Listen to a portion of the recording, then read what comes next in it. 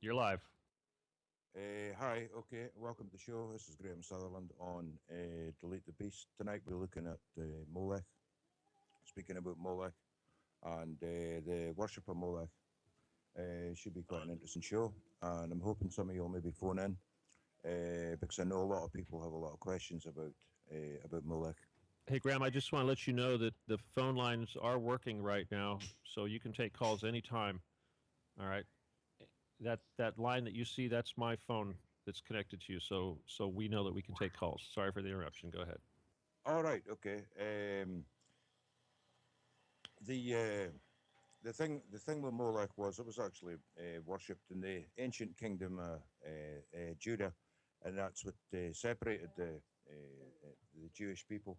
Um, he was he was known as the god of the Amorites, um, and also as Milcoms. He's mentioned in First Kings. Um, Malacham is an alternative reading in Samuel 2. Compare Jeremiah 49. There's quite a lot of references uh, to Molech, although there are different spellings I've noticed. I think I don't think that's particularly important. We normally spell it Molch, but I've also seen it spelt with a K. But it's the same entity. It's the same being.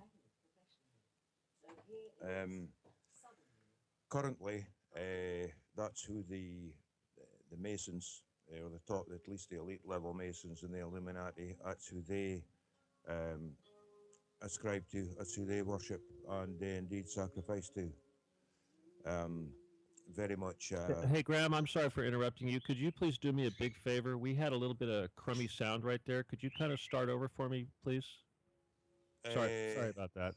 sure. Am I clear now? Yeah, you're good. It was my fault. I had the volume too high and there was a lot of distortion. But if you could just recover the last minute that you were talking, that would really be helpful.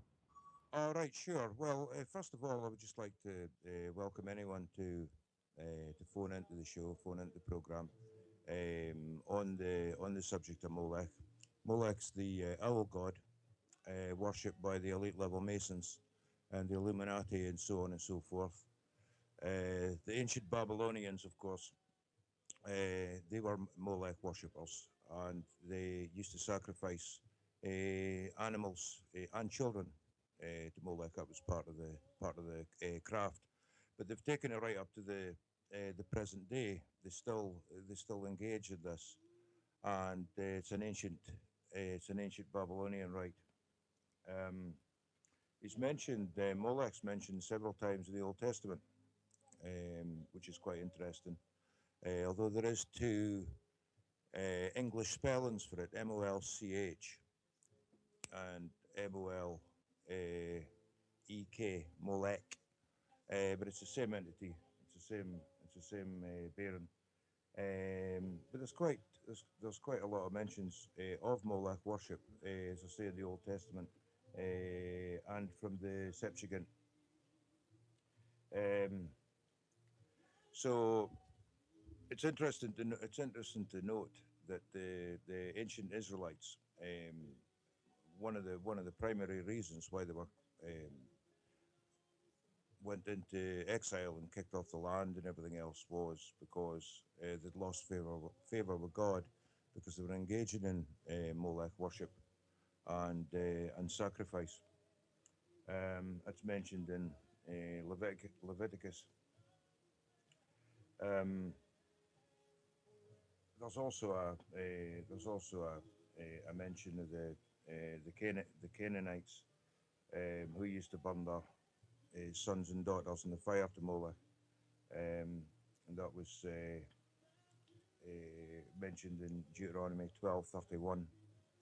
Um, the references to uh, Malacham and David causing the inhabitants of I think it was Rabbath and Amnon to pass through the brick kiln as mentioned in Second Samuel's. It's not particularly clear to found upon because of the uncertainty of the readings. However, Solomon, under influence of his idolatrous wives, built high places for Chemosh, the abomination of Moab, for Milcom, and the abomination of the children of Amnon.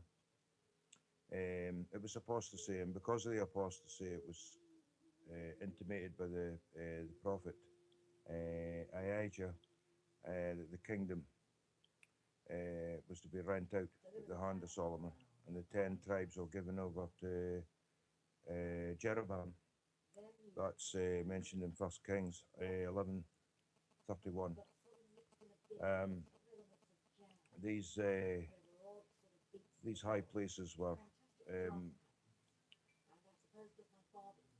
these high places were the kingdom of Solomon, and the 10 tribes were given over to Jeroboam. Um, this was a it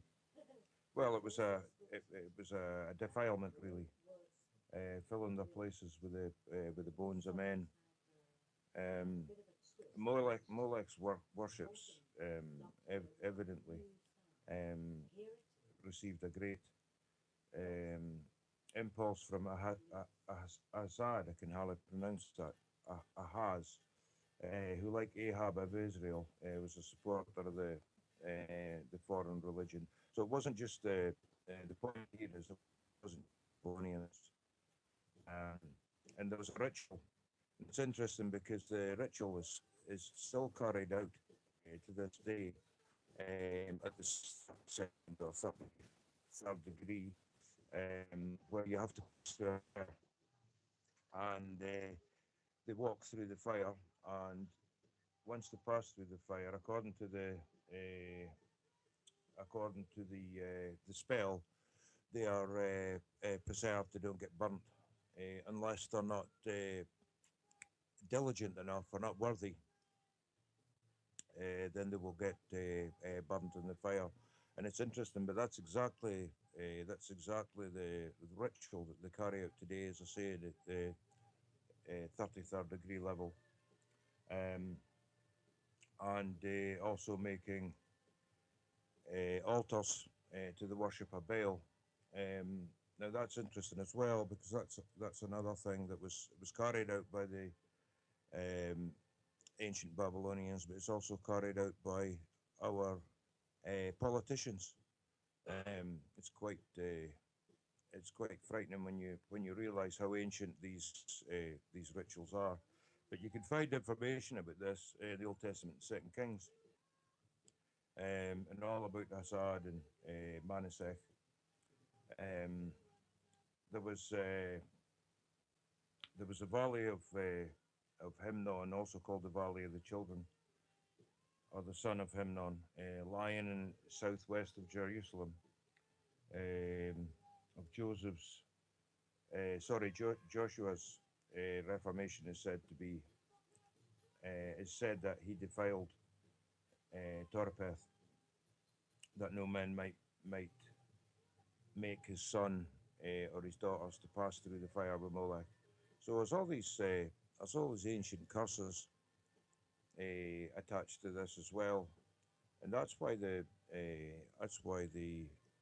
modern day devotees, the Masons and stuff, are so careful um, to follow the ancient rituals to the letter, because there are so many ancient curses and so on attached to these matters. But anyway, it is a big subject, so I think we should throw it open and open it up to to callers. So by all means, call in. Um, I've got the number here somewhere.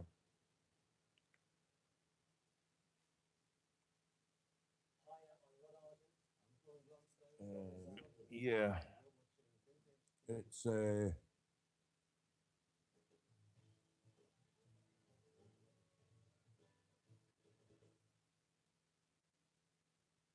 no, I can't find the number. Are you there, Steve? Have you got the number? The call in number.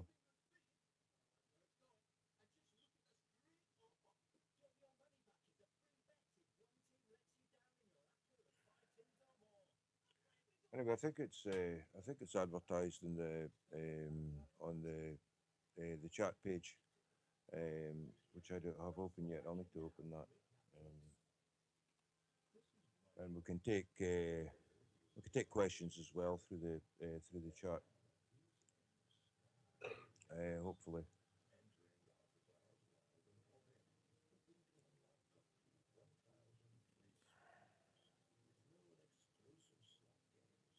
yeah, I've got it now.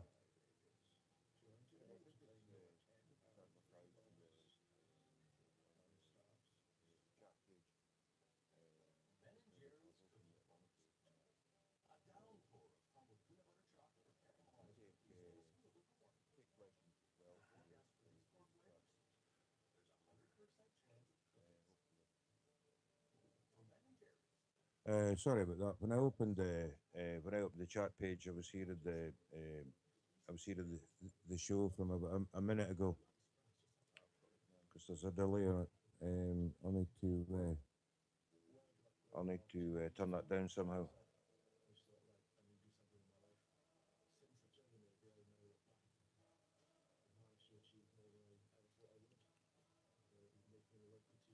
No, it's not. It's a lot of background noise as well.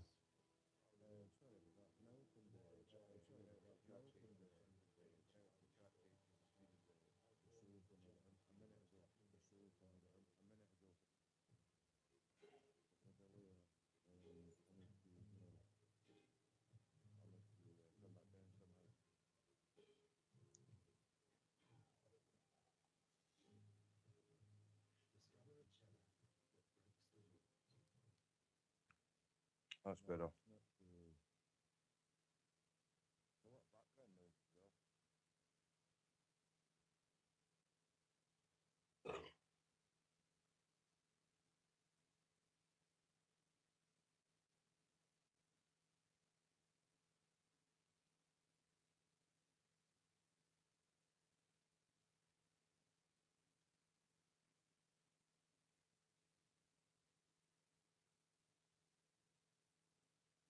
That's better. I don't know what was going on there. I was getting some sort of feedback or something.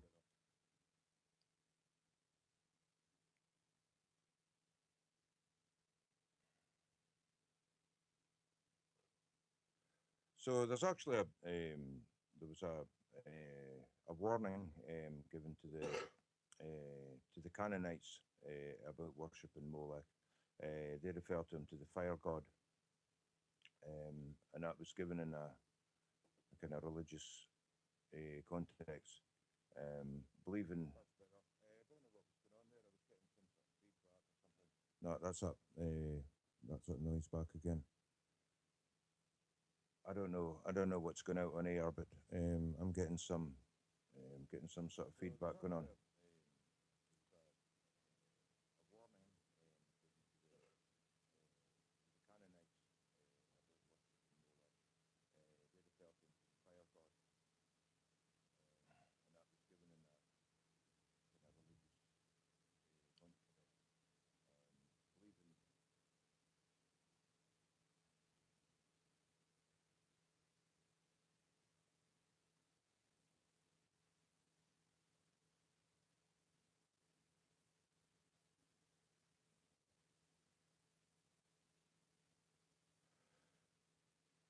So yeah, it was also the uh, very much part of the pagan sexual worship of the Canaanite um, fertility goddess. Um, these things were all wrapped up together.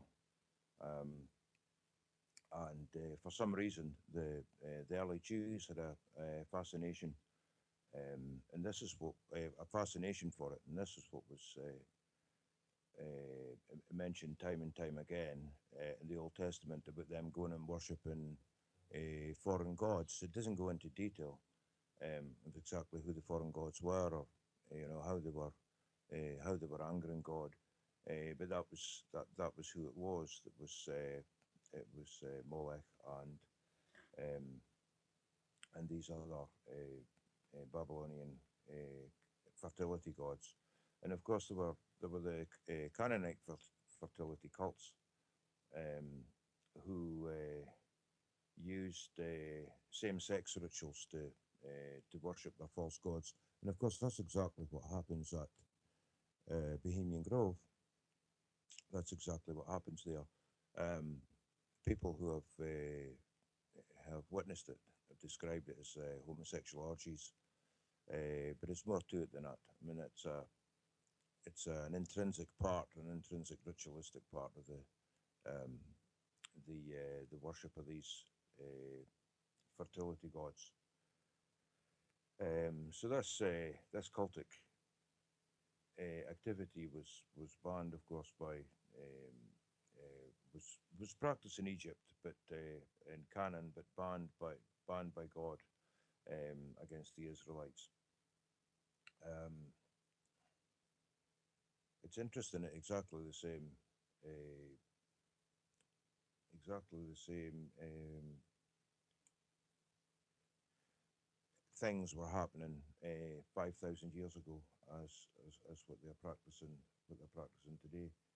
Um, uh, Especially the homosexuality thing as an act of worship, and that's I think that's in Leviticus 18:21. You'll find that, and it was called. It was referred to as spiritual prostitution.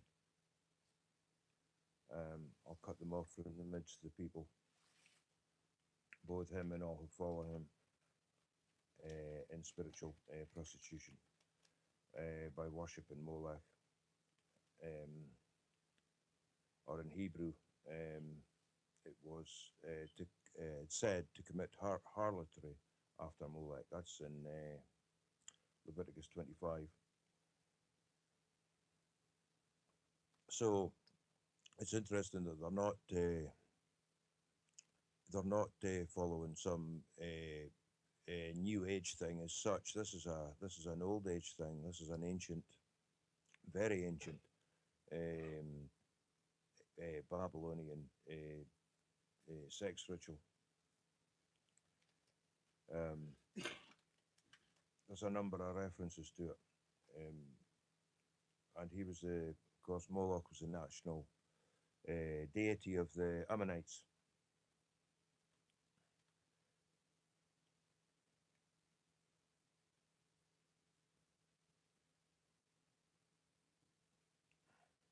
So yeah, I think I think it's interesting or it's quite important really to mention how the different countries, different languages, uh, spell these names, because he's also known as Melech, Melech, and you sometimes see it referred to as Melicom, and Melech, that's Melec, and Malik, Malik, and Melech with a K, and Malachim.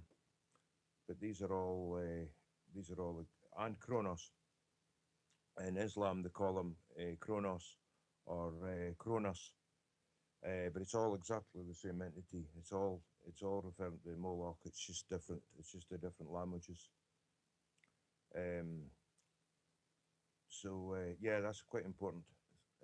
I've had arguments with people who, uh, try and tell me that these are different gods, these are different entities, but they're not. They're all exactly the same. They're all exactly the same one. So it's Kronos in Islam, or Malik, but it's Moloch in, well, it's Moloch in English, and it's Moloch in the Hebrew, or Malik in Hebrew. But that's where the confusion comes from. It's all exactly the same thing. And the Canaanites, the biblical Canaanites, that's where it was most common. And they were engaging in that round about the time when the Jews went into exile in Egypt, and they were at first shocked, because it was they knew it was forbidden to practice um, Moloch worship or or the fertility goddess as well. Of course, she was known as Astaroth, um, and that's where the Jews fell down when they started worshipping these foreign entities, Ashtoreth and Moloch and so on. But they had a very real power over the Canaanites, and of course that snared a lot of the children of Israel, and they were falling down in worship to these characters. Um, I think Ashtaroth's mentioned 12 times in the Old Testament, but the word's also used as the name of an ancient town in Deuteronomy. So there's even a town named after the worship of that particular fertility goddess. So it was obviously widespread.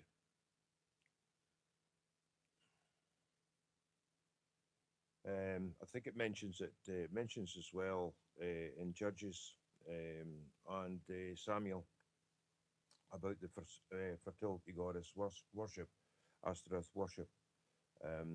She was also the goddess of war as well as fertility. And of course, then you have Ishtar. Um, that was the goddess of war, um, worshipped by the Assyrians and the Babylonians. But they had a different name for him. Well, the Greeks did rather.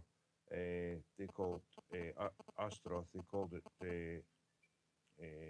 Astarete, and the Romans and North Africans called him Tanith.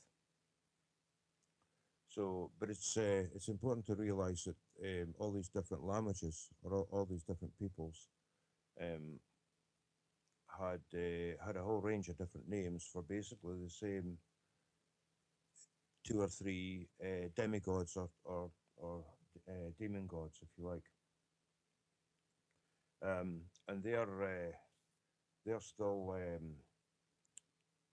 very much worshipped by the elite level Masons and um, the well, all of these groups really, the Palladians and the Knights of Malta and everything, they are all revered and worshipped by these people. So you've got a lot of crossovers between all these different groups, um, and a lot of it has to do with fire and sacrifice and homosexuality.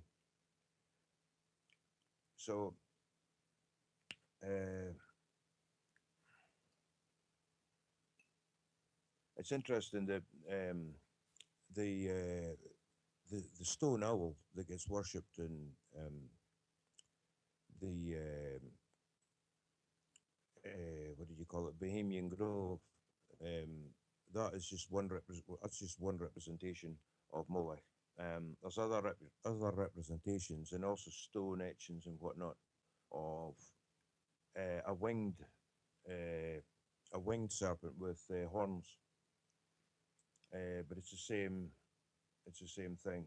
There's a brass statue somewhere, an ancient brass statue that was unearthed, um, and Molech's actually got a head of a bull and like a pot belly, like almost like a man. It was designed like an old-fashioned pot-bellied stove, really, and the belly was the firebox. That's where they lit the fire to engage in child sacrifice. Um, so yeah, so they would light a fire there, and the smoke would pass up through the body of this thing, this brass statue. The smoke would pass up through the body of it and out through the head. The head was actually like a chimney. And you'll often see that thing. You'll often see that thing depicted in early historians' books about the Canaanites and whatnot. Um, there was, yeah, they called them Kronos, as I said, um, and there was, yeah, there was different references to him. He sort of looks like he's laughing in statue. So he'd a pot belly of a man, the head of a bull, horns like a bull, and this laughing face. Um, there was there was a city. Um, um, an image of Cronus extended his hands and his palms up and sloping him towards the ground, so that each of the children, when they were placed on a hand, would roll down and fall into a fire pit. And it's quite horrendous, but that was just what they did. That was their acts of worship. So the whole area before the statue was filled with um, dry sticks, and so on. So they would roll out and they would land in the fire and get totally consumed. Um, it was uh, it was incredible what these people were up to. Um, this Cronus worship and everything back in the day, but it's interesting to see just how far they'd taken this. Um, Baal and Baal worship um, was a well, that was the Canaanite god as well, and Baal's central, very central in Masonic worship. Um, they make a lot of references to Baal. In fact, I think it's revealed around about this 17th or 18th degree that Baal is the great architect's sort of sidekick, his helper. Um, so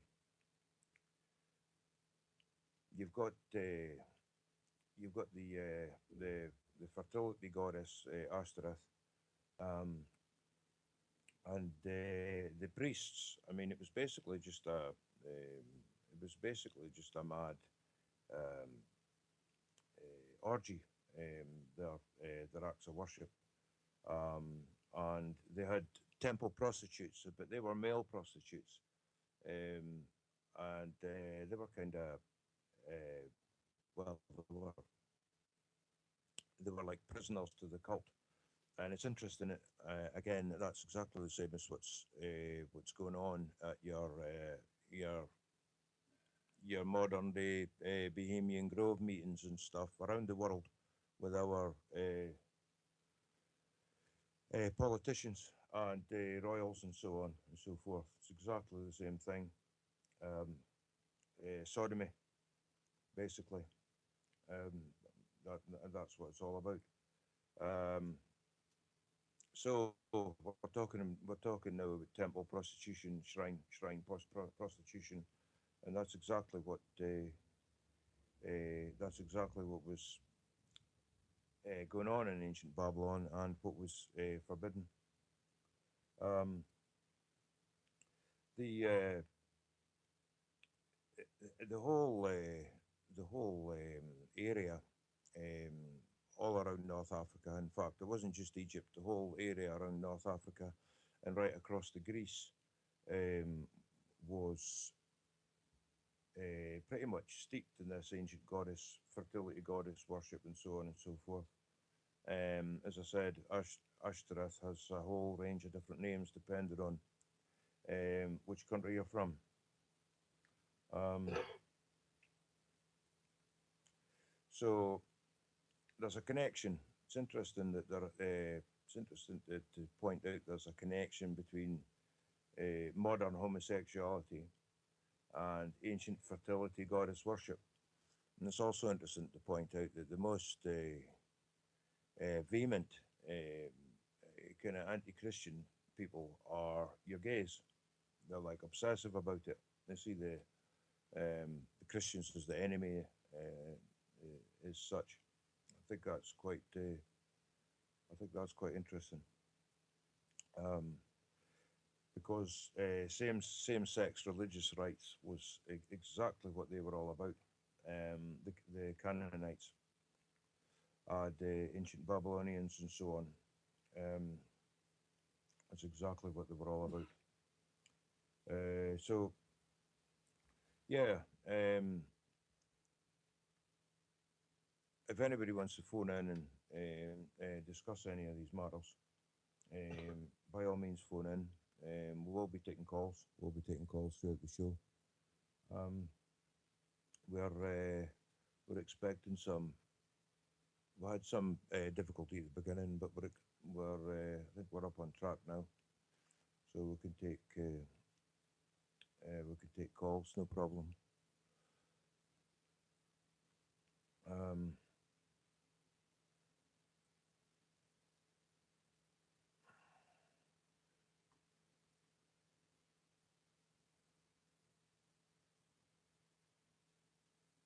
so I was going to mention the fact that Moloch was also mentioned in the Talmud. Um, a whole number of times. I'm talking about the Babylonian Talmud. Um, there's a lot of references to Molech there. The ancient Hebrews, of course, were worshipping him. Hey, Graham, let me And give you that number real quick. so I was going to mention the. Are you ready? Sure. Sure. It's Yep. Go ahead. 714 598 3125. 714-598-3125.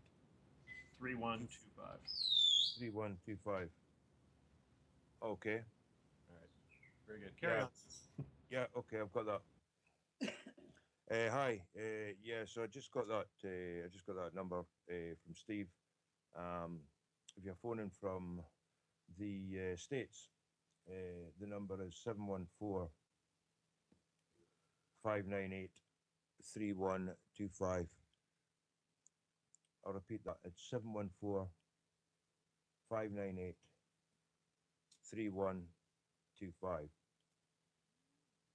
Or you can connect to us. You can connect to us through Skype. Um, that's another way of doing it.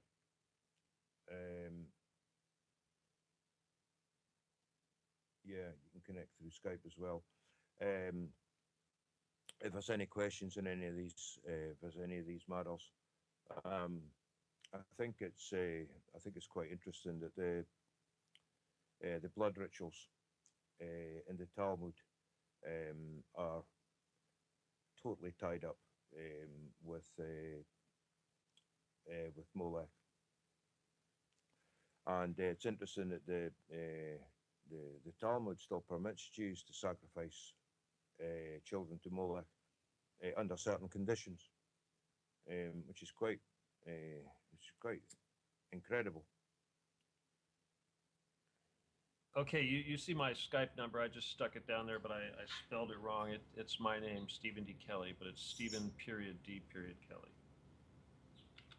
See it there, Graham? Yeah, right, okay.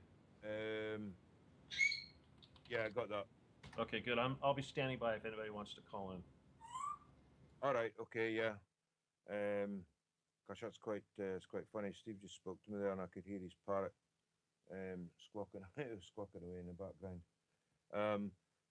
Yeah, by all means, phone in if you want to, ask any questions about these matters. I'll just give you that number again. It's 714-598-3125. So yeah, I was getting into the Talmud a little bit there. There's a lot of misunderstandings about the Talmud. A lot of people think it's a kind of mainstream Jewish holy book. It's not. It is only referred to or consulted by ultra Orthodox Jews, and there's actually not that many of them. It's quite a small sect.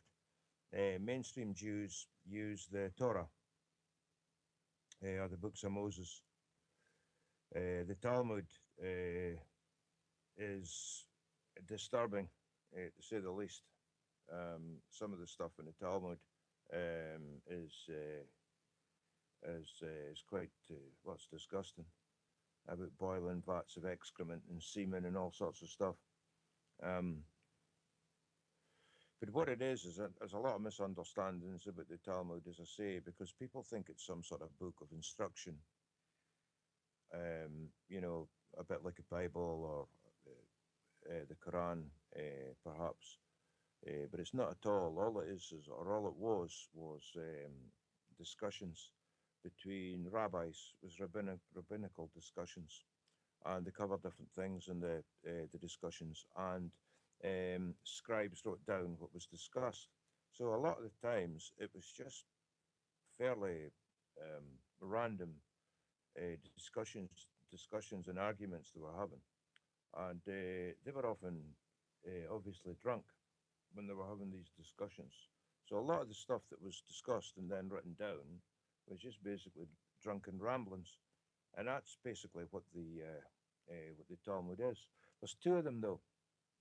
There's an Egyptian Talmud and there's a Babylonian Talmud, and they're quite. Sorry, a Hebrew. There's a Babylonian Talmud and there's a Hebrew Talmud, and they are quite different. They're quite different, but they've both got the same. Well, it's two different translations, but they've both got the same. They've both got the same basic kind of backbone. There's a lot to. It's actually it's interesting to read if you can handle the obscenity of and some of the the blood and gore aspects of it. It is quite an interesting book to read, to give you a kind of grasp of the times, the historical times. There's a lot of references to animal and human sacrifice in it, but that was just it's like a historical account of the times. That's just what they did. Um, they would sacrifice the finest animals and even their daughters and so on and so forth.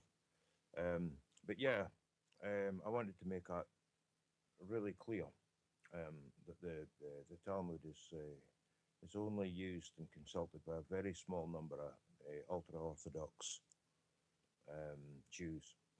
It's not.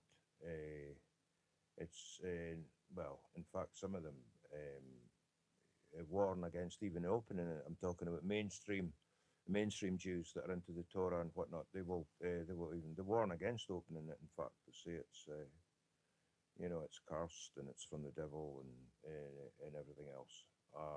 But all it ever was a record of discussions, rabbinical discussions. That's all it ever was, and that's really misunderstood. Very few people realize that.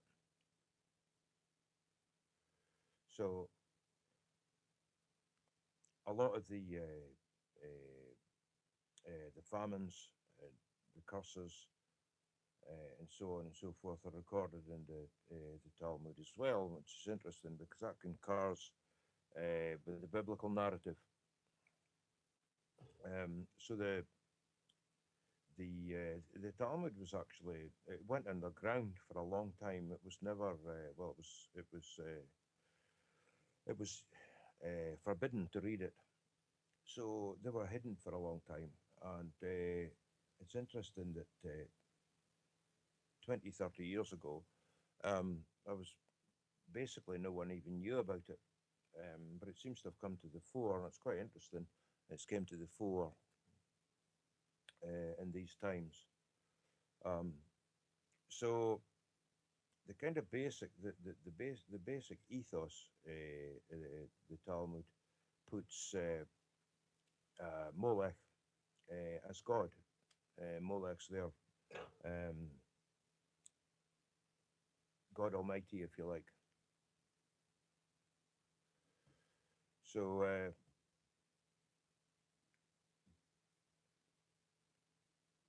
yeah, there was a lot of. You've got to be quite strong to read it actually, because it's quite disturbing, and to read it is, and then you realise that these were actual events that actually happened at a particular time in history. Um, it's quite disturbing to realise. It's not just a story. It's not like Lord of the Rings or Harry Potter or whatever. These were actually historically documented times, and what actually happened. They seem to think nothing of sacrificing um, their best animals and children and so on. So yeah, the Molech problem is still around, and that's one of the reasons they're so secretive, because they don't want this all coming out. That they're actually, in fact, just following the ancient Babylonian craft. They don't want that to be common knowledge. They don't want it coming out. It's quite interesting to note as well that the Queen of England claims direct bloodline um, connection to Pharaoh, um, and if you do a little bit of if you do a little bit of research on Pharaoh, he had some sort of uh, I don't know what you would call it, but he had some kind of occultic power or something. He was able to conjure things up, and he was able to make things disappear, and all sorts of things happening. And as I say, the Queen can trace her lineage right back to him. So that's it's quite interesting. So there's more to the term blue blood than you might realise. I've got no doubt whatsoever that the royals, and I don't just mean the British royals, I mean the European royals, Dutch and so on, German.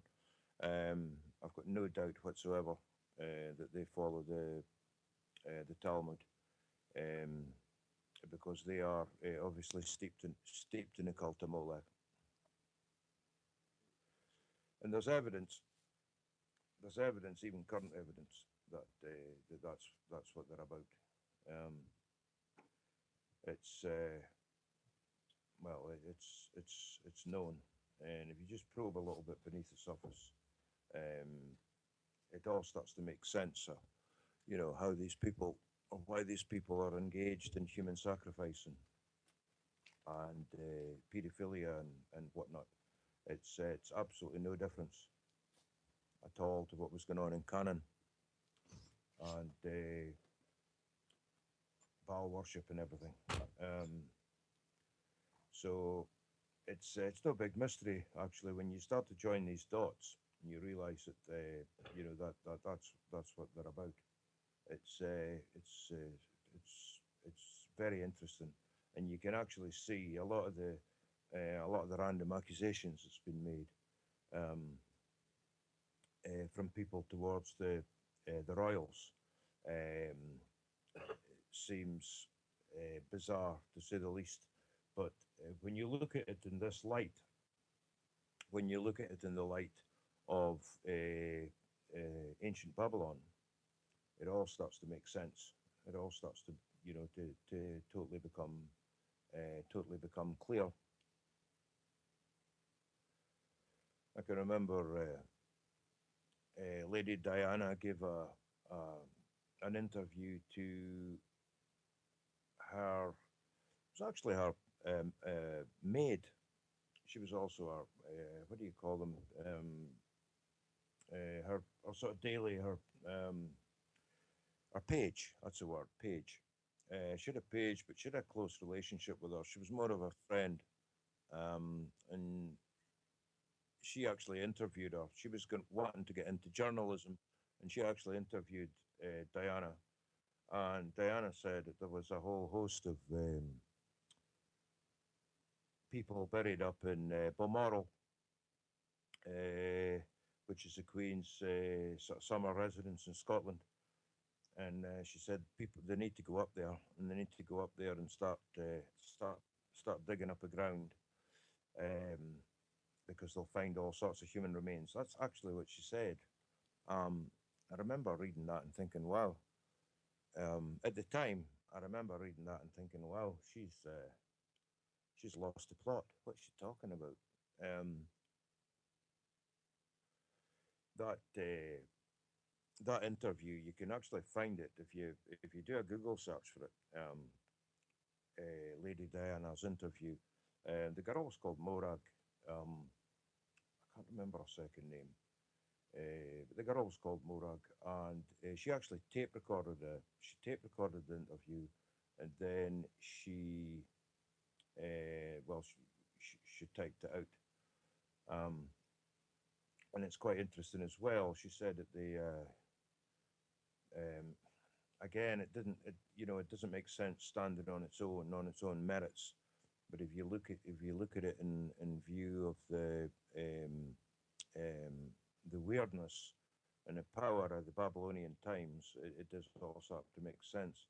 But she said she was referring to the royals. She said they don't actually die.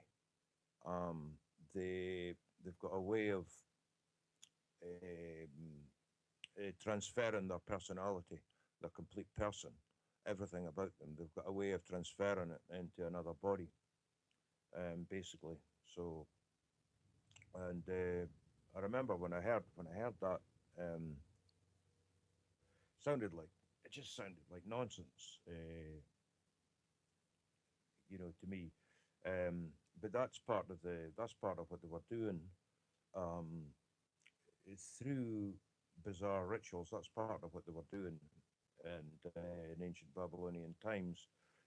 If the king became old and decrepit, and close to death and so on, they were able to. I'm not sure exactly how they did it, but they were able to transfer basically the king's personality onto a young prince or whoever, his grandson or whatever, anyone, um, they were able to choose, they could do that. And like I say, that's part of um, the Babylonian mystery schools secrets, and it's something that they're very much still involved in today. And as I say, Lady Diana mentioned that, but it made no sense. She didn't understand the she didn't understand it in a historical perspective. She was just basically saying what she'd seen and trying to verbalize it the best she could. But it was all obviously a lot more to it than she'd realized. So yeah, so that's all interconnected with uh, sex magic, sex homosexual rituals, um, and the uh, pagan homosexual orgies and everything is all part of the worship of worship of Molech. Sorry. Um, yeah, the passing through the fire, as I say, that's a really interesting and telling ceremony to pass children through fire, um, because they don't always come through unscathed. Um, and devotees in the 33rd degree have to pass through a fire. That's been written about by um, various ex-masons who have spoken out against the craft. That you go through this Luciferic initiation, the passing through the fire. Um, but that's the ceremony of Moloch. That's what it is. That's exactly what it is. And if you come through that um, unscathed, that puts you in an elite, um, well, an elite level of the elite, if you like, a high position for service. So yeah, so that's what they were all doing in Bohemian Grove.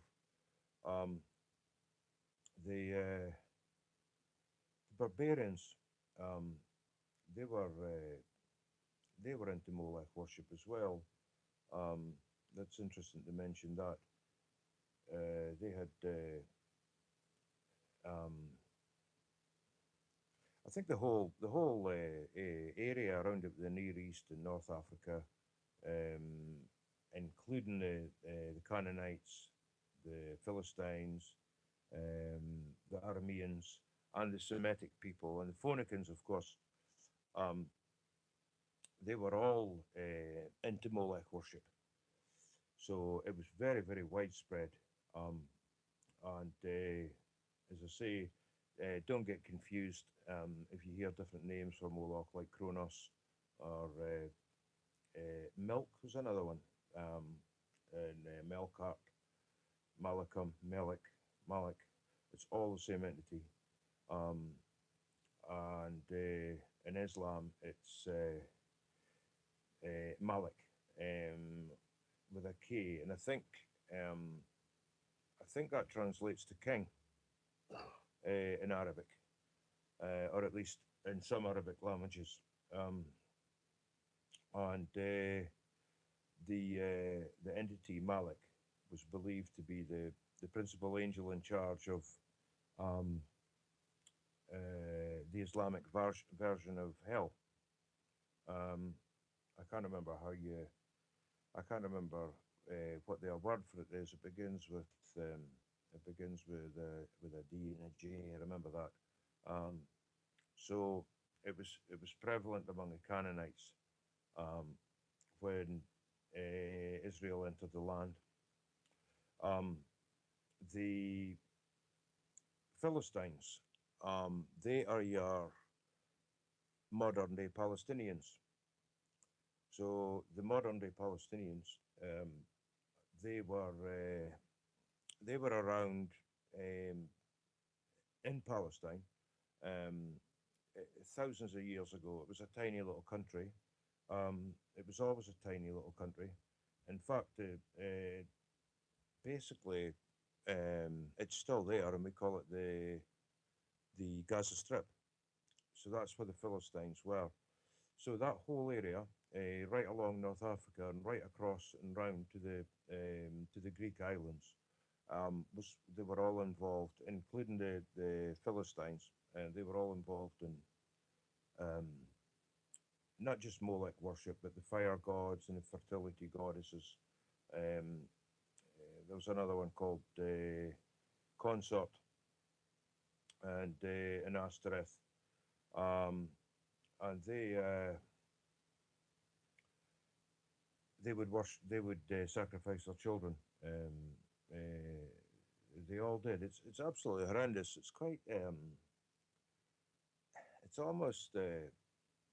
almost unbelievable that they would take their religion so far that they would it would involve killing children, burning children. Um, it beggars belief that somebody could have a child and sacrifice it in that way. It's well, it's unbelievable. That's what it is. Um, so anyway, yeah, if you have any questions about this stuff or um, just want to speak about any of these matters or associated matters, give us a phone. We're on 714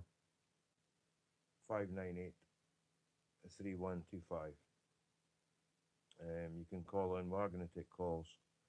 Um, it's uh, it's quite fascinating. A lot of these things are when you look at it in a historical context and see how um, the movers and shakers in this world are still involved with these things, um, not in such an overt, open way, but it's all exactly the same gods and goddesses, but it's all kept very much under wraps and behind closed doors and whatnot. But that's exactly what they're talking about.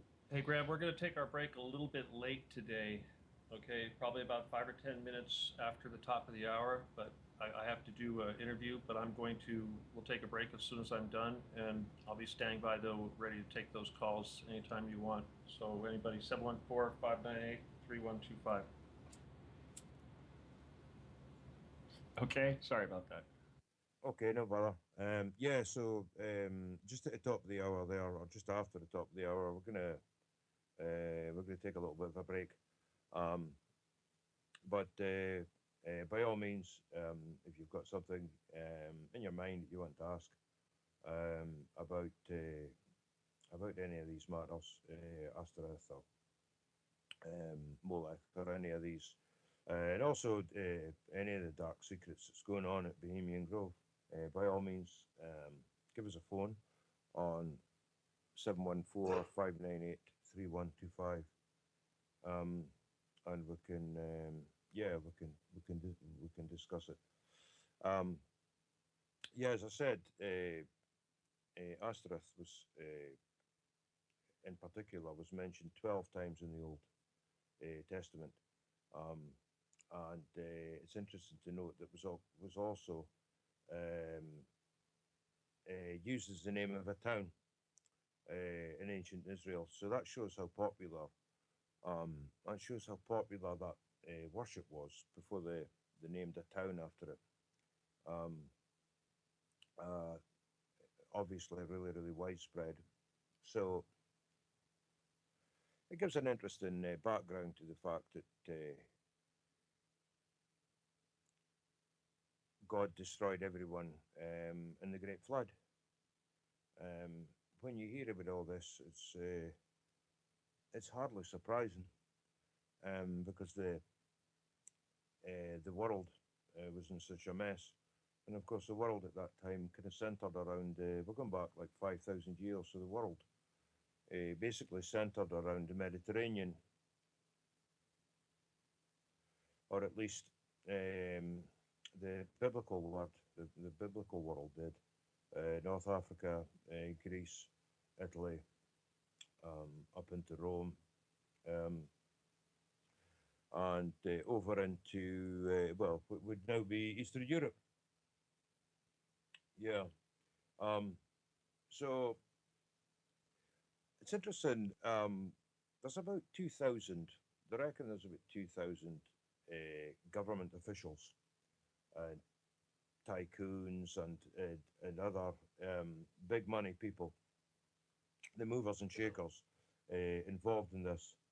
And we know they meet every July in a redwood forest, 65 miles north of San Francisco. The meeting includes some really somber rituals, um, and they do a druidic burning of an effigy at the altar, and there's all sorts of chants come um, from a robed sort of audience, and lots of wild drinking and promiscuity. Richard Nixon once famously described the gathering as the most uh, faggoty goddamn thing you could ever imagine. I think that's quite an interesting description. um, yeah, so they actually call it the cremation of care. That's what they call it, the cremation of care. In other words, um, they're burning all their care away, and it's nearly all men. I think it's important to point that out. So Bush has been seen there, Bill Clinton numerous times, Ronald Reagan, Alan Greenspan, Richard Nixon, Jimmy Carter. That surprised me when I heard he'd been involved. I thought he was a good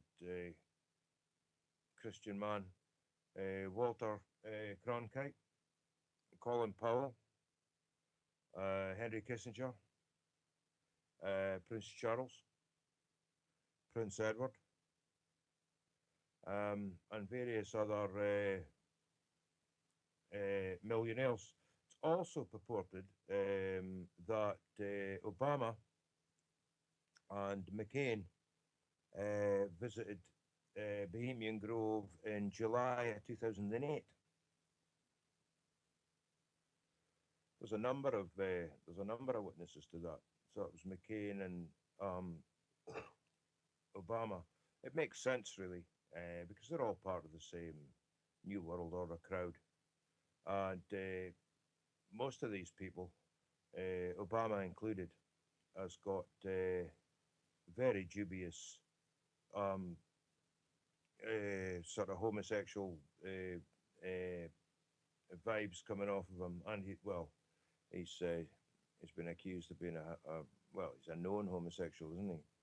Um, and it's interesting that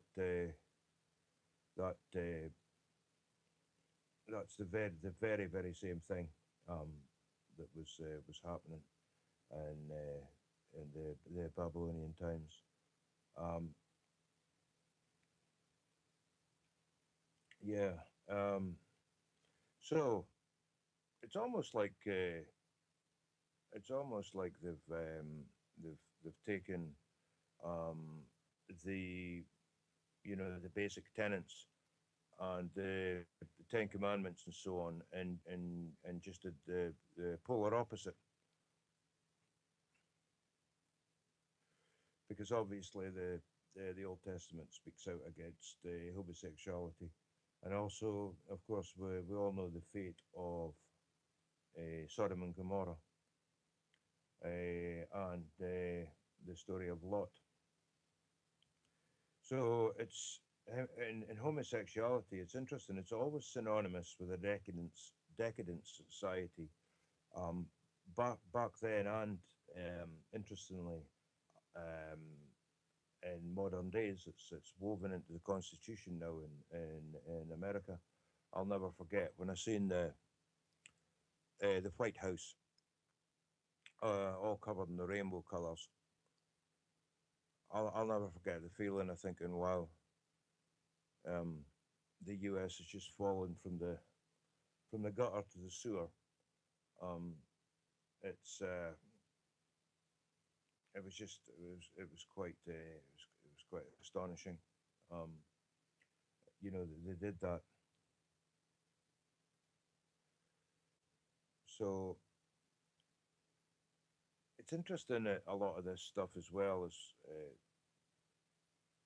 it's meant to be these rituals are meant to be to do with fertility, but yet, I mean, there couldn't be anything less connected to fertility than homosexuality. Um, so it's quite it's like turning everything in its head, really. Um,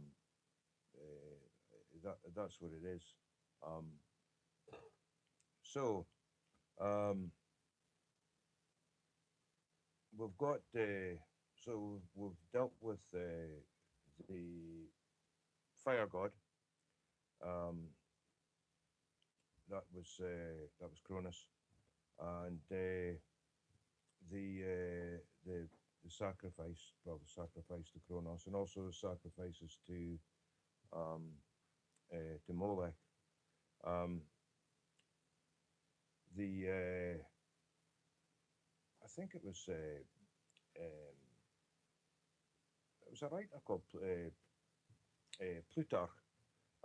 He was a senior priest at the oracle at Delphi, and he gave an interesting description of the fire god, and I quote: The whole area the whole area before the statue was filled with a loud noise of flutes and drums, so that the cries of the waiting children to be sacrificed could not reach the ears of the people. So, in other words, they drowned out the screaming kids by playing really loud flutes and drums, um, which is absolutely horrendous. But that's exactly what happened in Bohemian Grove. That's what they did. They would all scream at the top of their voices and play drums and everything to drown out, to drown everything out, really. So, yeah, the general name used throughout um, Palestine in the Bible um, for this type of fire god was Baal. But according to the Jewish encyclopedia, the Hebrews first learned about Baal worship from the ancient Canaanites. So the cremation of Keor um, would appear to be about 5,500 years old. So it involves burning an effigy, who they call Dulcir, who symbolizes the burdens and responsibilities of those Bohemians who wish to shed their care temporarily. So more than 100 of them take part in this ceremony as priests, acolytes, torch bearers, brazier bearers, boatmen, and woodland voices. Uh, but despite many flowery speeches, they can't get the fire started. So the perplexed Bohemians must turn to the owl for advice. And they say, "O thou great symbol of all mortal wisdom, owl of Bohemia, we do beseech thee, grant us thy counsel," intones the high priest. An aura of light creates a glow around the owl's head, and the big bird reveals its wisdom. The high priest must light the pyre and the flame from the lamp of fellowship, uh, located conveniently enough on the altar at the base of the shrine. So this is what they're about. Um, they also take a child. This is part of the ritual. They put a child in a basket, like Moses was in the basket, and they float this baby across a pond in front of Molech, just like Moses in the basket. So they float this little baby across the pond in a little, like a little boat, a little floating basket, and then the baby is put on the fire.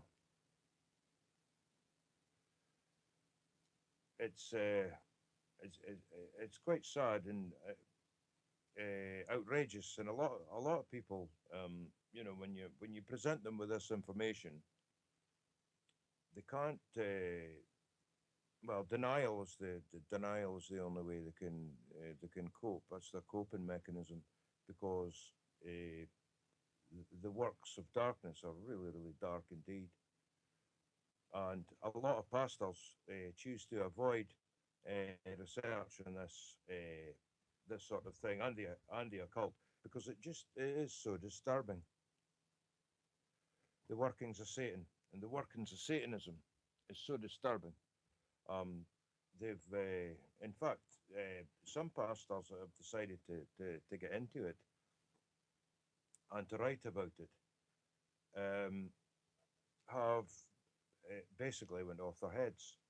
Um, Not the least because they're accused of praising the wicked and well, almost like lifting up the works of darkness and supporting criminals. Because let's face it, putting everything else aside, um, these people are criminals. They're criminals in the world of commerce, where they're lying and cheating and stealing. But they're also criminals a, a, in a spiritual way because they're practicing this ancient Babylonian rituals that involve killing people, and they still do the animal thing as well. That's another thing it's worth mentioning. They still sacrifice animals. It's not just it's not just the children that are sacrificed. Um, sometimes, and only sometimes, they have uh, almost like practice rituals where they will just use an effigy or a representation of a baby rather than an actual baby itself. But we know for a fact they sacrifice babies. That's been well reported and well documented. They do in fact kill and sacrifice babies to Satan. So yeah, so these are the people that are running our world. Um, and when you start to realize that these are the people that are running your world, that are engaging in these things,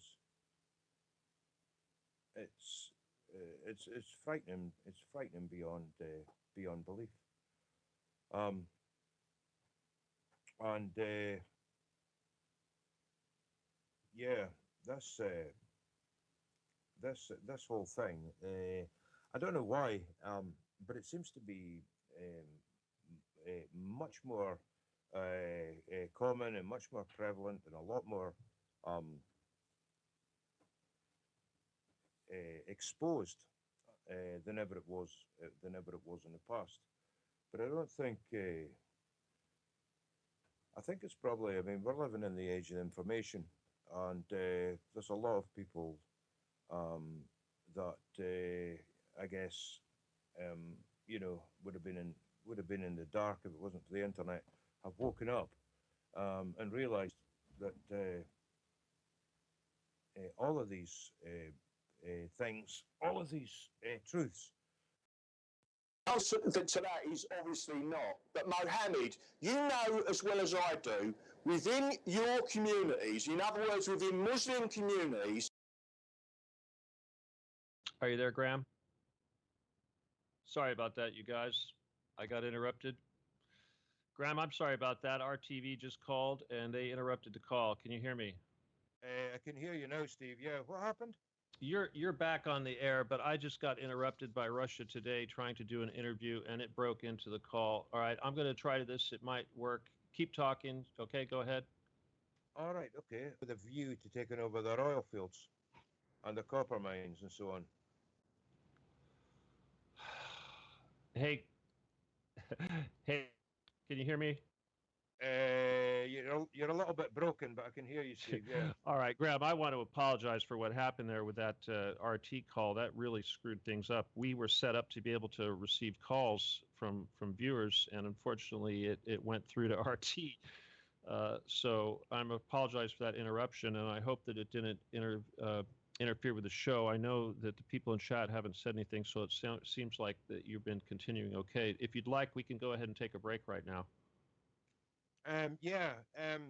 No, I mean, all I heard from this end was it sounded like a snippet of a radio show.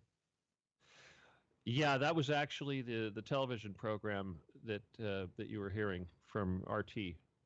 So Right. I Yeah. apologize for that. Yeah, it's okay. No, I mean, we could take a break now. That'd be fine. All right, let's go ahead and you go ahead and mute your microphone for just a minute. I'll be doing this really quick. All right, whenever you're ready. Okay, again, everybody, I want to apologize for the inconvenience of the delay and the disturbances. You are listening to Delete the Beast with Graham Sutherland. This is TruthCat Radio, www.truthcatradio.com. Immediately following Graham's show, and we're approximately a half an hour, Jay Parker will come back with Matrix Warriors, and his show tonight will be a continuation of last week with the talking about the occult, very similar to what Graham's talking about here. Following his show at 10 p.m. Eastern will be my show, the Stephen D. Kelly Show, and tonight my topic will be discussing the Falun Gong movement in China. Immediately following me, at 12 p.m. Eastern. Well, actually, that will be midnight. Will be Spirit Quest with Tony Pazek. Later on in the day, let's see, Rodrigo is not going to be able to make it. His live show will not be broadcast at 8 p.m., but I will play a recording. At 10 p.m. Eastern, there will be Eric Dadmer will return with the show Love Vibrations. Saturday is wide open, but Sunday we return at 8 p.m. Eastern with Jay Parker and the Center Path. Richard Carey returns at Monday at 8 p.m. Eastern with Beyond the Matrix, and then we start again with a very special Tuesday. A Daryl Nichols show at 8 p.m. Eastern will feature Sophie Stewart, who is the author of the Matrix series, as well as the Terminator movies. So she is going to be back, and we're looking forward. We're really looking forward to having her here. Madison Star Moon again is at 10 p.m. Eastern. And I want to remind everybody that we are 100% listener supported. We do definitely need your donations just to continue. There is a button on our homepage at www.truthcatradio.com that says support us. That's where you go to get instructions on how you can help us out and send us any contribution that you can spare. We have a chat room that's open right now. There's a button for it right next to the one that says support us that says Cat Chat. Please go there and register a screen name and join us. This is a great way to get in there and meet people, as well as to offer questions to the various hosts and guests. Very, very important. Oh, goodness gracious. Beyond that, I just want to remind also everybody, please do what you can to help us to share the various ads that we produce for our shows on Facebook. Facebook is a very important medium for us, and this is 90% of our listeners do come as a result of the ads that we have on Facebook. So please do what you can to help us promote that and share those ads as much as possible. And that is really all I can say right now. So, Graham, I hope you've had enough of an opportunity to run and get yourself something to drink or have a smoke, whatever you need to do. Are you back, Graham? Nope, not yet. Okay. All right. Well, once again, I do want to apologize for the delay. Unfortunately, it's very difficult to run a show and broadcast or go on to do a TV broadcast at the same time. I thought I could do it on a different computer, but unfortunately, there's no way I could set up a separate Skype account in time for that interview. So I apologize if it did interrupt Graham's show. It was fast, no biggie. Okay, sorry about that. Oh. All right, Graham, again, it looks like I did interrupt your show briefly, but it was quick, so it shouldn't be too bad, but the recording should continue just fine. Graham, are you back with us? Yes, I am. All right, very good. All right, again, I apologize for the interruption, but again, this is Graham Sutherland with Delete the Beast, and you have about a half an hour left until the next show. So carry on, please. All right, thanks, Steve. Yeah, getting back to the nitty gritty there. We were talking about 9/11, and how the Bush administration had created false intelligence reports showing Saddam Hussein was in possession of WMDs, and he'd committed every imaginable crime to justify us invading Iraq. But these same criminals are now trying to write books to cover up each other's asses. With all these books out, it resembles a firing squad where no one takes responsibility. In my opinion, Bush, Rumsfeld, Cheney, Rice, and Gonzalez, and there's a guy that owned the buildings. They should all be tried.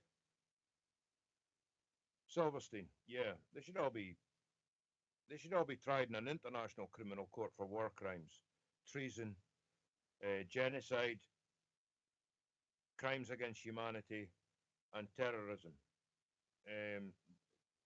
9/11 was just absolutely disgusting, absolutely shocking, so overwhelming. A lot of people cope by just believing the official narrative that is just absolutely ridiculous. The official story is so um, ridiculous. It's so obviously far from the truth. Um, it beggars belief that these people are not in prison yet. Really, uh, I just shake my head in disbelief that these idiots are still going around, their daily business, and they've never been jailed for this. Um, I mean, the evidence is there, that the CFR were involved in the 9/11 talks. They didn't just know about it; they made it happen. They made it happen. They expect, well, they're all liars. The mainstream news media uh, are obviously, or have obviously been paid. Um, they're professional liars. To read out that news that's so obviously fake and just absolute nonsense, it just makes a mockery of the whole thing. Um, it's became America's became a land of liars, judges, lawyers, politicians, Federal Reserve bankers, corporate executives, and um, mainstream news pundits. They're all liars. That's the truth. That's the truth of the matter.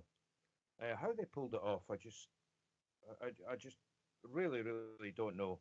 And how there hasn't been I mean, how long ago was that? That's like 15 years ago now, and there's still none of these maniacs, these mad Satanists, still none of them have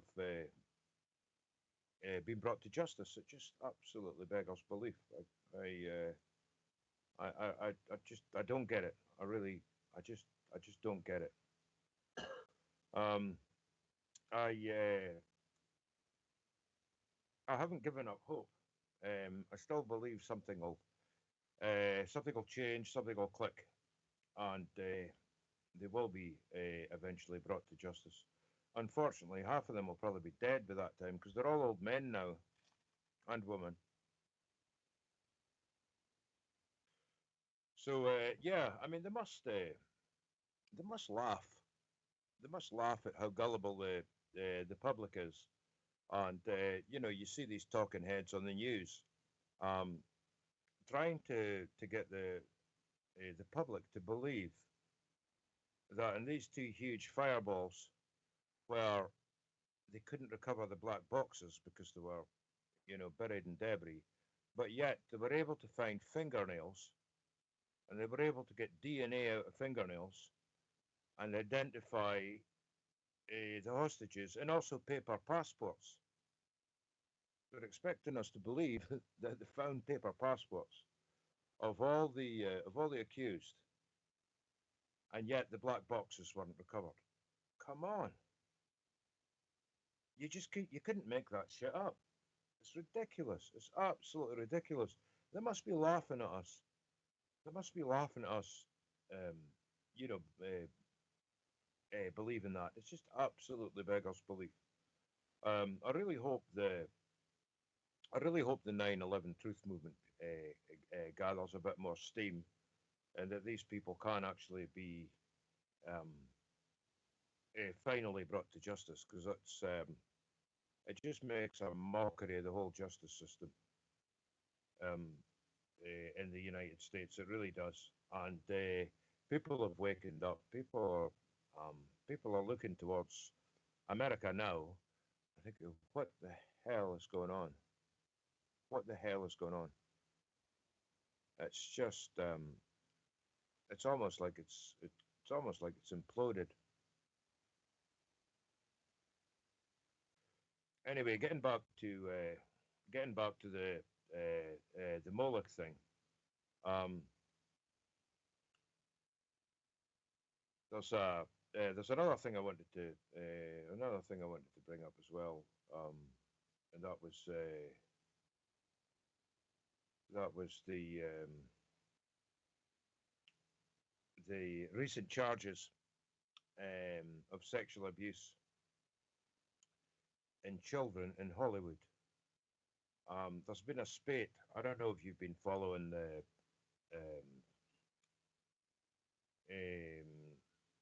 non mainstream news, but there's been a whole spate of recent allegations um, about Hollywood children being, well, basically abused in the entertainment industry. There was a guy called Feldman.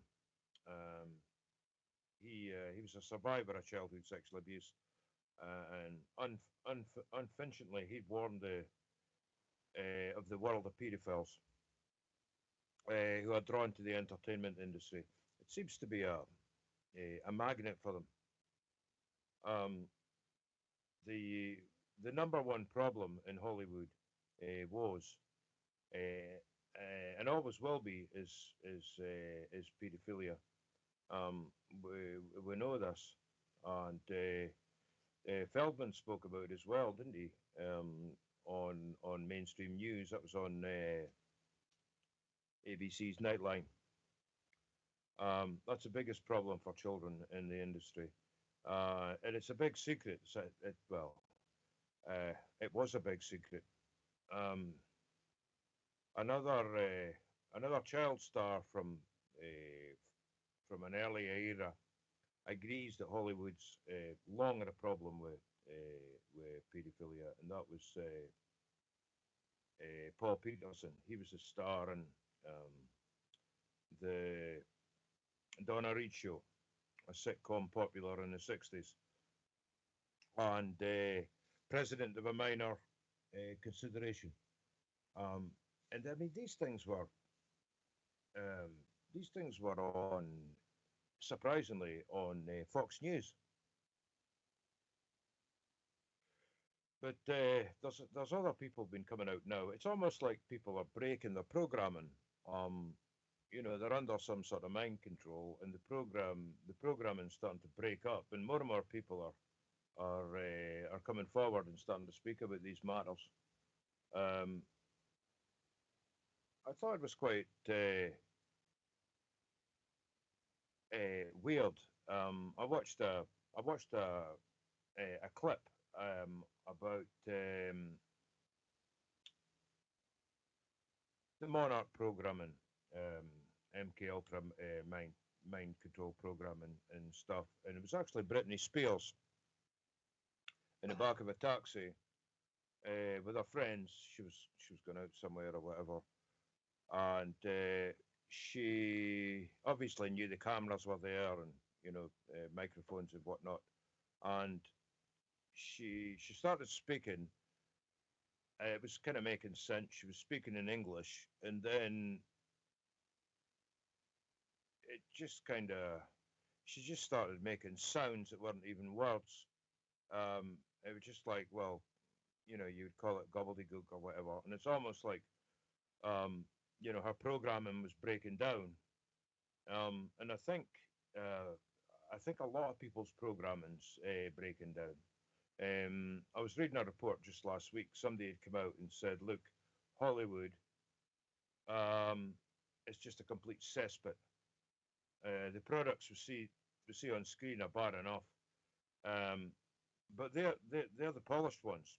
That's the end result of a long process that undoubtedly includes lying, slander, greed, sexual favors, drunkenness, all sorts of drugs, and adultery, among other stuff.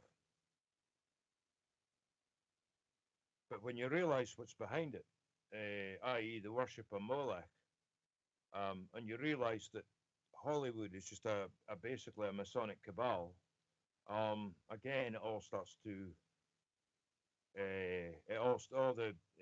all the little dots get joined up, and it all starts to make some kind of sense.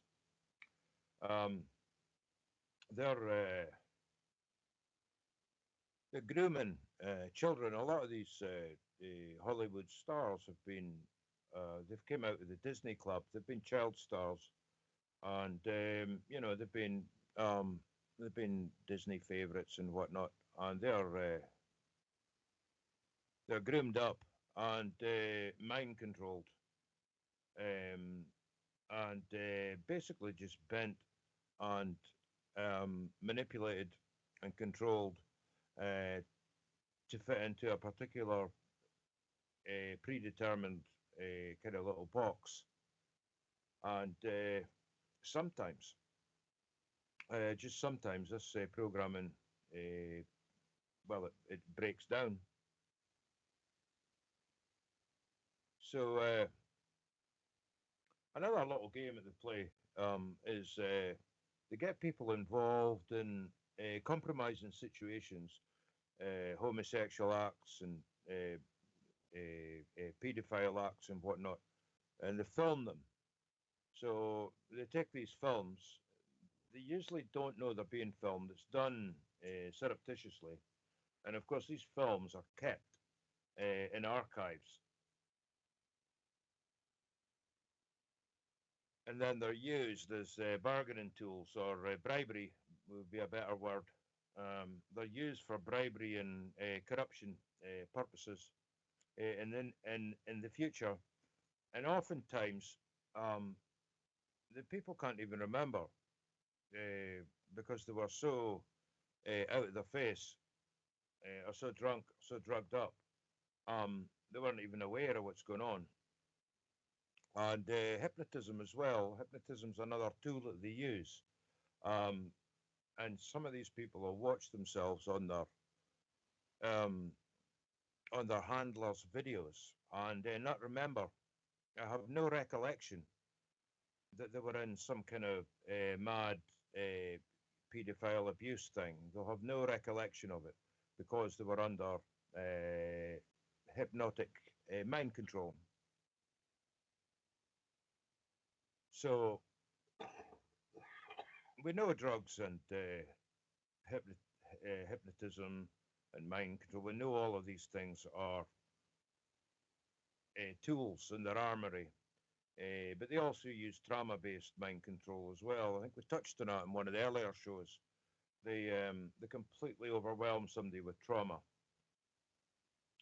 and then their personality splits off. They can't. The human mind can't deal with certain beyond a certain level of trauma. So the human psyche defends itself by compartmentalizing the acts into an alter ego, into a a fragmented personality, if you like. Of course, getting back into Disney, he was a known paedophile, a habitual paedophile, and also a 33rd degree Mason as well. So they've got Britney Spears, Lindsay Lohan, Vanessa Hudgens, I can't pronounce it, Miley Cyrus, and so on. They've got all of them under their wings right now. So they're used as not just tools, but they're used as I suppose you would say examples, role models um, for these kids growing up. So if they can get these kids, the audiences, all these shows to cross over um, at roughly the same time as these Disney child stars cross over, um, they they've got a result. You know, they've achieved something. Um, it's used by the CIA. They're great believers in the MK Ultra program. So the question is it still being used in Hollywood? Yes, it is. It most certainly is. And like I say, more and more people are coming forward and saying, "Hey, look, wait a minute. Um, this is just an elaborate paedophile club. These people are well, they're Satanists, and the pedophilia is just is just a part. It's just a small part of their satanic worship. They're not. They're not just random. A lot of people think they're just random perverts. There's a lot more to it than that. There's a lot more to it than that. They're not, and I mean, a lot of them just, a lot of these child stars and stuff, they just go into it, with every good intention, just wanting to be a star, wanting to be an entertainer, wanting to progress their career, have a good life, and so on. And before they know what they're doing, they've had to sleep with all these adults. And if they don't sleep with the adults, they end up getting sexually abused. Um, sometimes, to such an extent that they'll never. Well, some of them disappear as well. We've had some of them just disappear. Um, Nobody really knows, what happened to them. There's very little information on that.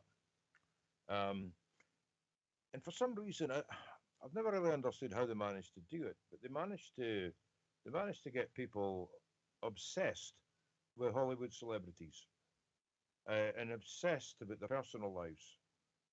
Never really understood how they managed to achieve that. Um, but there are people, sadly, too many people, that it's a religion for them. It's actually the religion. They become so obsessed with the Hollywood celebrities that that's all they're really interested in. It's very, very subtle how they do that. Um,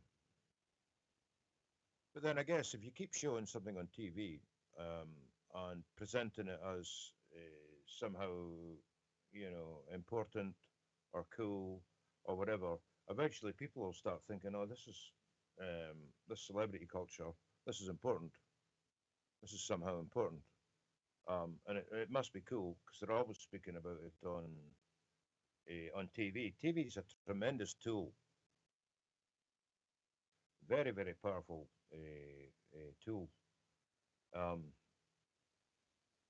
and yeah, they can spread their poison, by by television in ways that the Victorians could only dream about. Um, and speaking about the Victorians, Satanism and paedophilia was a problem, a major problem in Victorian England, um, with Catholic clergy and well, especially Catholic clergy, but also um, the the royals and the landed gentry. They were very much into it. I can think of um, I can think of a whole load of different scandals and different stories that tied um, the English aristocracy to paedophilia. The thing that you've got to remember is, um, I mean, paedophilia is obviously it's a crime, but it's also a shocking crime. It shocks us. It shocks us into almost disbelief. And when you start thinking about it, it kind of possesses your mind a bit. You're sort of like, wow, it kind of it overwhelms you. Um, but it's only a symptom. The paedophilia is only a symptom, or it's only an aspect of Satanism. It's just one aspect of Satanism. Satanism and the worship of Molech, and all these demon gods. That's a root to the problem. That's a bigger picture. That's what's really going on. Pedophilia is just simply an act of worship for them, an essential act of worship for them. So you've got to understand it. Um, you can only understand it really on a spiritual plane when you realize that these people are in fact sold out, fully blown Satanists. They were, yeah. There was one case recently where there was a group of young girls, Eastern European young girls, um, that were lured to Hollywood to take part in some auditions and whatnot. I don't exactly know how many of them there were, um, but the article I read kind of indicated there was maybe a dozen of them or so, and they were there was only like I think they took one of them on board, and the rest of them were just um, basically discarded, and they were just left basically stranded, stuck um, in the states, not really knowing anybody, and they ended up in prostitution. They were just abandoned. The handlers just sort of dropped them like a stone or whatever and said, "Oh well, sorry, you've not made it." A couple of them, managed to get back home. Their parents had money, managed to fetch him back home. But there was a few of them that just got left there, and as I say, they fell into to prostitution or whatever. So there's no love there. There's no loyalty. There's no love. There's no respect. They're no respecters of people, and the people that they do pick up and promote are just exploited and used, and it can only be described as demonic, um, because it's way beyond human decency to to lead people on like that and just to dump them and leave them essentially in a foreign country with no money. And I mean, these were kids. These were they were teenage girls. So we've got to understand that the whole um, beast system is very, very much alive. The whole Molech worship um, and the whole cult um, is very, very much alive and active in Hollywood. Very, very much alive, and we've got to see that for what it is. So I think we can expect in these times. I think we can expect things to get an awful lot worse before they ever get any better. But to be honest with you, I think that these things are so entrenched in the media and in the entertainment industry, and in particular Hollywood. I can't really see it getting any. I can't see it getting any better. I can't. I really can't. It's too ingrained. It's too um, well. It's the people who are it's the people who are basically running our courts and running our police systems and running our government and running our societies at the very top, that are engaged in these things. So it's difficult to take on and bring people to justice when they run the justice system, and they run the media. Hey, Graham. Yeah, hi. Sorry for interrupting you. I guess I picked a good time. We're getting pretty down to the end here, and I just thought I'd jump in here and join you for a little bit and maybe help you close it out. Hmm. Yeah, that's great, Steve. All right, cool. Yeah. So far, so good. Have you thought about what you want to do next week? Are you going to kind of continue along the lines with the same topic, or what? Well, the interesting thing about the whole tackling the beast thing Hmm. is everything's interconnected. The whole Molech thing is part of the Masons, is part of the international New World Order. It's all the same thing, really. Yeah, it's funny you should say it because I was just thinking I was doing this interview and they're asking me about Hillary. They're trying to get me to compare Hillary Clinton and Donald Trump, and I'm like, how can you compare the two? One is a bloodthirsty serial mass murderer who worships Satan. The other one's just an arrogant billionaire. That's absolutely right. Yeah, that's absolutely right. I don't know how the Clintons have managed to get away with it for so long. Um, I remember hearing years ago that they were both involved with a major Mexican drug cartel, and they were basically running the CIA and then controlling all the cocaine. I'm sure you've heard that.